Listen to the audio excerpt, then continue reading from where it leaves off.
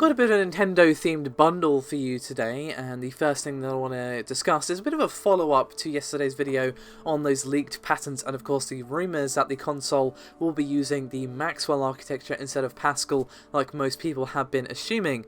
Now, what we have for you today is some comments from the Arcane Studios lead designer Ricardo Behr, who said that they have no idea if the Switch is actually going to be powerful enough to run their game. This was an interview, well, I say interview, a brief comment with Finder, and that link will be linked below if you wish to read it. But all he says is, quote, "I have no idea. There are discussions around it, but there is no conclusion yet."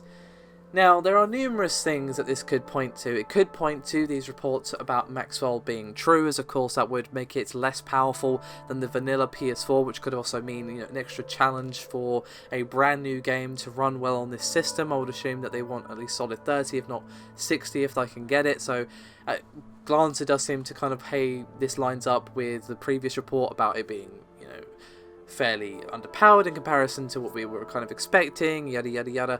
But I want to remind you of something that was confirmed back on the 7th of December, and that was about Dark Souls 3. Now, this was according to any reports at the time, of course, from Let's Play Video Games, and it stated that From Software had a build of Dark Souls 3 running on the Nintendo Switch. And they said at the time that they had the game running at a, quote, level of performance they are happy with, but they didn't mention any specifics like frame rate target or anything like that. So this raises the point that it could just be an engine thing. Now, according to what I can find, Prey is going to be using the CryEngine, which has been used on various console games. It's not going to be the Void engine, which of course is the engine that Dishonored 2 is based on, which of course has been a bit mixed in terms of performance on PC. So there are perhaps concerns that maybe it's an engine thing, perhaps it doesn't play well with the Switch, or they've got a few extra niggles to iron out. Of course, this is a brand new system versus the PS4 and Xbox One, which of course they're pretty practiced at now. So it's not 100% confirmation that these rumours about the Maxwell and the underclocked nature while in mobile mode are true. It could point to that, but I still thought it was worth bringing up. Now, the second thing that I want to discuss is actually Super Mario Run. And apparently is off to a pretty great start with an estimated 3.5 million people downloading the game in the US alone on its first day. Now you might ask, well, where are you getting that information? That's actually according to the business intelligence and analyst firm App Annie.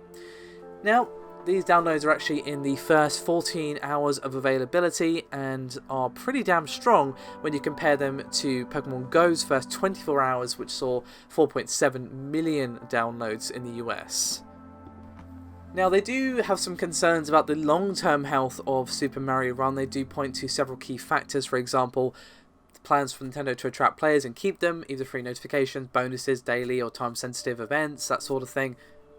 And they just sort of point out that the demo is a bit short, considering this game is $10 full price, which is, on the surface, again, I haven't played it because it's only on iPhone, I'm an Android gal, a bit much for a runner game, but, there's probably more content on offer. It's going to be $10. That's pretty expensive for a mobile game, at least in my opinion. And that does line up with what App Annie said, that is tracking that higher than usual price tag to see what it actually means for the game, the industry, and of course its long-term health. Pokemon Go is free, so we might not see such a crazy run, but this is the very first real Nintendo game on mobile, and it's Mario, so we obviously shouldn't underestimate those two factors either. So unfortunately, nothing 100% concrete confirmed. I mean, the fact that Prey might not run on the Switch is perhaps concerning, but I wouldn't read too much into it, to be honest. We are still learning the machine, as in the developers. I shouldn't necessarily say we, because I'm not a developer, but they are learning the machine still. Its tricks and its wrinkles, and its, how the architecture, we don't know what it is yet, that sort of thing.